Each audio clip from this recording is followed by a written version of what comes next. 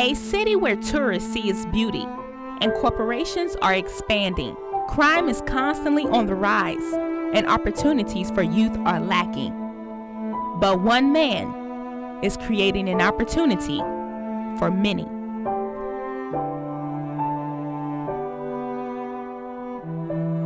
Slow down, y'all.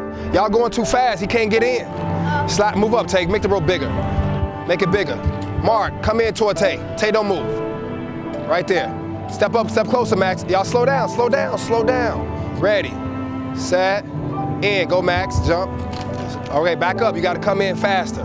Come in faster. Chicago Boyz Acrobatic Team is an acrobatic team that I created as a way to keep our young guys on the right track here in Chicago. We developed it not only just on the acrobatic skills, but on the principles of responsibility, discipline, hard work, teamwork, and community service. I met Tim Shaw when he was 14 years old. I was working for Ringling Brothers down at the Clown College, and they brought down a bunch of young kids from Chicago. They were going to put together an act for Ringling. He decided he wanted to start a troupe of his own, so he called me up and said, Jeff, I'd love to start a troupe, kind of like we did on Ringling. I want to get the young guys in the neighborhood, give them something to feel proud of, something to work for. And I said, terrific. Meet me over at the gym, let's talk about it, and then you put together an act and we will feature you in our next show. And that's how we did it. That was the birthplace of the Chicago Boyz as we know it today, was in a Midnight Circus production. I got my start as a young gymnast in the Chicago Park District. And for me, it was great. I loved every minute of it. I competed, I won gold medals all around the city. I represented Sherwood Park on a very big scale. From there, it led to me becoming a circus performer in Ringling Brothers Barnum and Bailey Circus. It opened up a whole new world for me. I enjoyed it so much. Not only that, I grew and became a better young man. Circus in the Parks, it is an awesome show. It brings the community out. We get them under the tent and we entertain them and they just have a great time.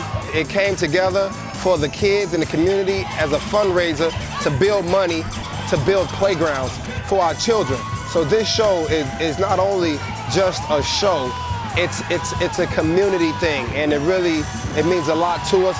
We're glad to be here. Circus in the Parks is now in its 7th year, and it's getting bigger and bigger and bigger every year.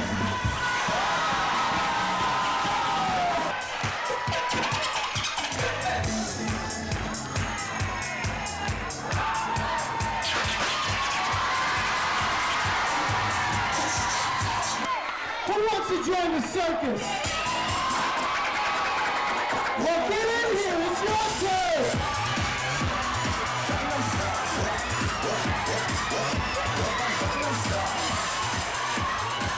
Things like this don't happen in these communities. They don't see this kind of performance. They don't get inspired by seeing the Chicago Boyz working right alongside this goofy, silly white guy, and my little kids, and my dog, and it brings them hope and inspires them. And we need more of these programs. We need more opportunities for the Chicago Boyz and the Midnight Circus to collaborate and go to every park in the city, so these young people can see what's possible.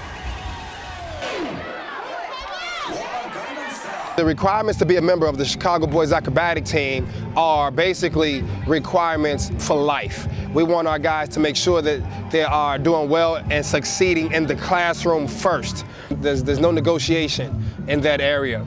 It doesn't matter how good you are. If you're not doing well in the classroom and you're not succeeding there first, then you can't be a part of our team. I've been a part of the Chicago Boyz Acrobatic Team for about maybe 7 years now. I first came through the Jesse White Tomlin team and I learned about the Chicago Boyz, so I said I wanted to expand my talent a little bit, and I came here and found myself a new home.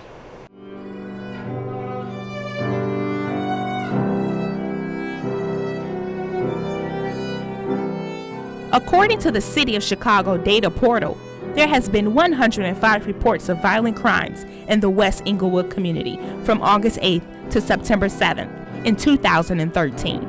Growing up in the Englewood community was not easy for myself or my family. I'm next to the baby out of 9 children. During the time that I was growing up, it was one of the worst communities in the nation. Well, I was born and raised on the south side of Chicago. My neighborhood was pretty rough, but it had its perks also. It was just like a thing as to where you had to pick and choose which route you wanted to go. You wanted to go with the street life, or you wanted to go with something besides that, which is being positive and being a performer. So I felt like since I'm a performer, I guess I might as well take that route 100%. Pick it up nice and clean and catch. Good. You gotta be ready. You gotta. This is just Okay, no. You moving in too early. That's the thing. You went under him. He going this way. Y'all going opposite direction. You really no. You supposed to let him get in. You watch him go up, and you just sweep under him. You can't be running toward him. Our young guys, they are trained not only to perform, but also to be better people. We're trying to raise up a new generation of respectable young men here in Chicago, and that's what our team represents, and that's what it's all about. When I first seen my brother tumble, that made me want to tumble too, so I just started trying out on the trampoline, and then as soon as I got on the trampoline, I started trying doing it on the grass.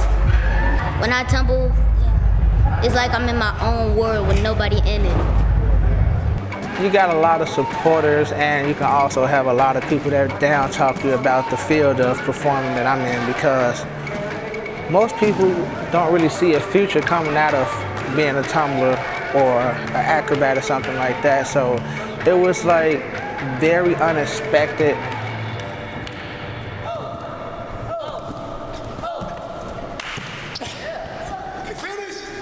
If tumbling and gymnastics could be a life-changing opportunity for me, I'm sure it could work for others. Even though, yeah, it's not really so common in African-American communities, simply because there are no gymnastic training centers.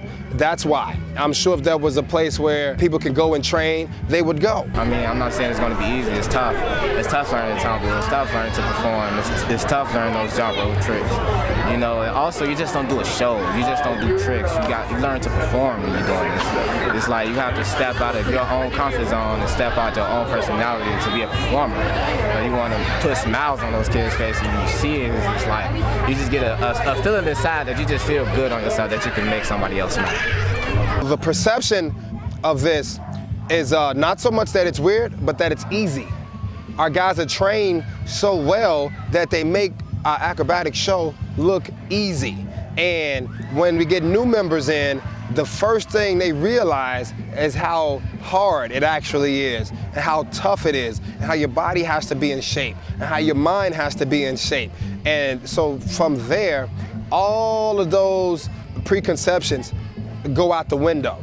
You learn discipline, you learn the value of teamwork, you learn the value of repetition, doing things over and over again until you get it right. And then from there, it can carry over into every part of your life. It can carry over into your schoolwork. It can carry over into your relationships with your friends and family. And then next thing you know, you got this full circle of love and harmony. Back in my younger days, in my teenage days, I was more of a handful, you know, and I was less tolerant.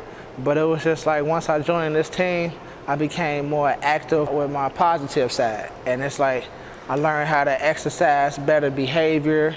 I learned how to talk more professional. I learned how to adapt to different type of cultures. So it's been a lot that has come with performing.